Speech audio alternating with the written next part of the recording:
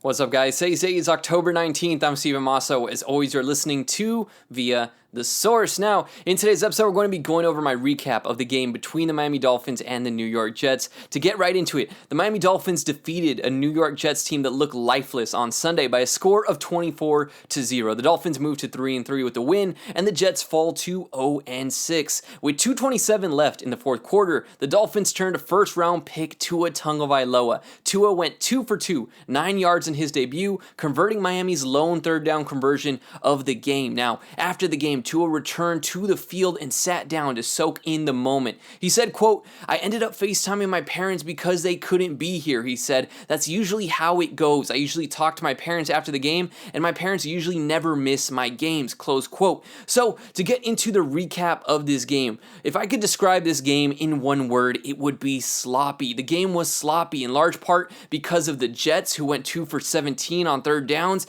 and they had a total of 148 yards passing, courtesy of Adam Gase, the quarterback whisperer. But the Dolphins could have won this game realistically by 50, and really that's no exaggeration. If their offense had played well, this could have gone even worse for the New York Jets. The defense, it really did win this game for Miami, as you can tell by the final score. The constant pressure by guys like Emmanuel Ogbah, Zach Sealer, and the constant blitzes that were sent had Joe Flacco running for his life and launching balls into the stratosphere. Flacco was 2 for 14 on passes beyond 10 yards in this game. Emmanuel Ogbah finished his game with 2 sacks. He now has 4 sacks in the last 3 games. Now, no play to me showcased Ogbah's dominance more than his sack on Flacco that resulted in a 28-yard loss on the play. His 5 sacks right now on the season are 4th most in the entire NFL, trailing only Aaron Donald, Myles Garrett, and Jason Pierre-Paul. Now, if we take a look at Zach Sealer, the guy has just been a monster in the trenches.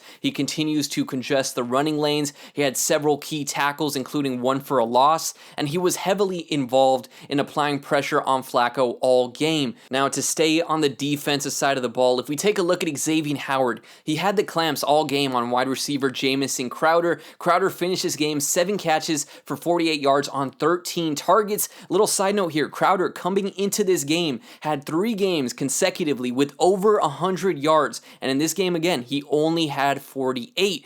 Xavier Howard also recorded his 4th interception on the season. That gives him 1 in each of the last 4 games, and he remains tied for the NFL lead in interceptions with Kendall Fuller. Now, as for the other defensive back Miami has here, Byron Jones, I will say he was targeted pretty heavily, especially at the beginning of this game. The Jets were really trying to test him on some of these deep passes, primarily targeting Brashad Perriman on these routes. There were a few plays where it looks like Jones did in fact get beat by Perriman, but Flacco could not connect, whether it was because of pressure that was involved or because of Flacco straight up missing. It did look like Byron Jones got beat on a few of those plays. Now, if we take a look at the defensive line here for the Dolphins, Christian Wilkins continues to be heavily involved, and he was in this victory as well. He had a sack, he had deflected pass at the line of scrimmage, and he just generally causes a ton of disruption and fills up a lot of these running lanes. Now, the Dolphins front overall did a good job at swallowing up the run, I thought. If you take away this 34-yard run by Ty Johnson, then the Jets really weren't able to get anything going on the ground, especially if you compare it to some of Miami's poor outings in previous games. Now here, if we take a look at the offensive side of the ball, this is where things get a little bit rough. Offensively, the team was all right, and I'll say that because the team did in fact look pretty smooth in the first half of this game, only to completely stagnate though in the second half. I had in my expectations column that I thought Myles Gaskin would have the best game of his career, and guess what? He did. He had a career-high 91 rushing yards, and he also had 35 yards receiving in this game. Aside from him, though, this ended up being, a pretty underwhelming performance overall for the offense. Fitzpatrick got off to what looked like a red-hot start. He finished the half 14 for 18, 147 yards, 3 touchdowns, and he did have 1 interception. However, though, he finished the game 18 for 27, 191 yards, 3 touchdowns, and 2 interceptions. So, if you do the math there, in the second half, he completed completed 4 of 9 passes for 44 yards and 1 interception. That is drastically lower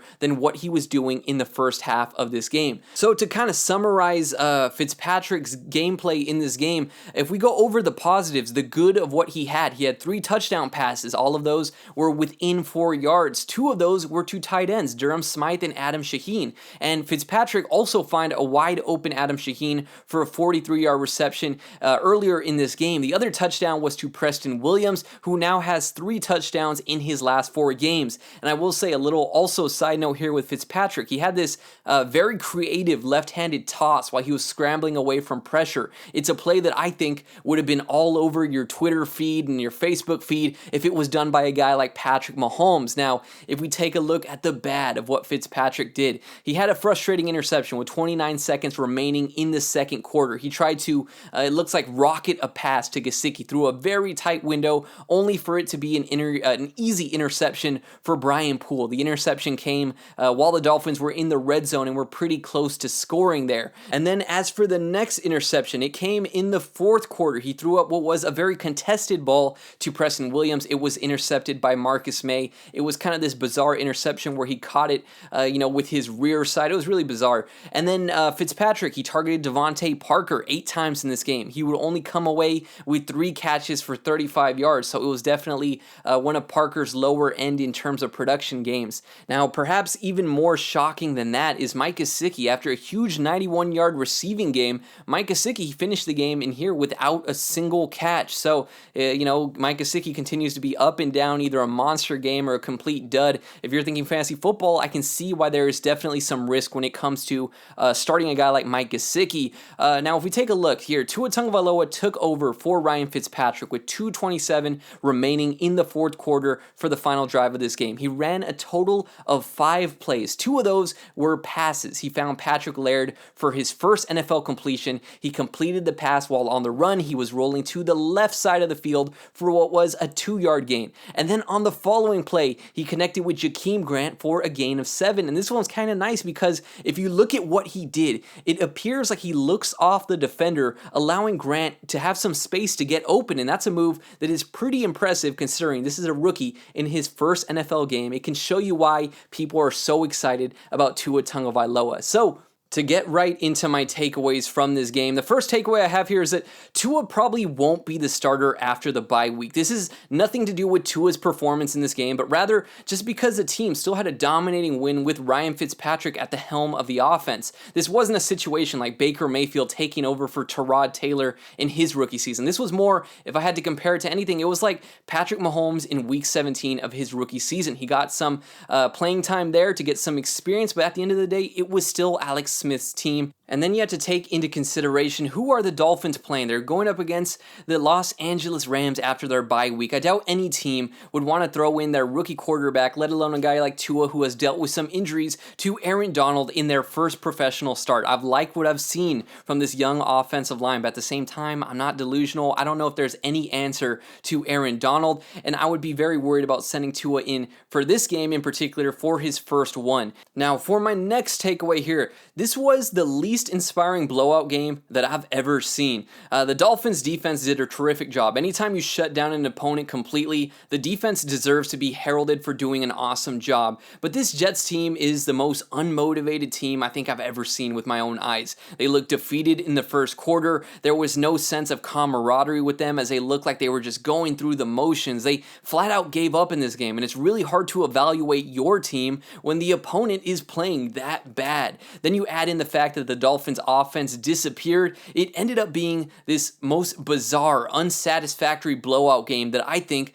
I've ever witnessed. Now, for my last takeaway for this game is that Emmanuel Ogbah deserves more recognition and Zach Sealer deserves an extension. After several weeks of praising Ogbah, it just seems like that we're seeing the true him. This is actually how he plays. To say he has been the best player on defense this season seems just about accurate. And as for Zach Sealer, this is one of those opportunities where the Dolphins could secure a young player before they hit their peak and reap the wealth of it, as opposed to what they did for the past decade, which is overpaying for some big names who are very clearly clearly past their prime. So the Dolphins have an opportunity here to do the opposite and lock up a guy like Zach Sealer, who is still very young.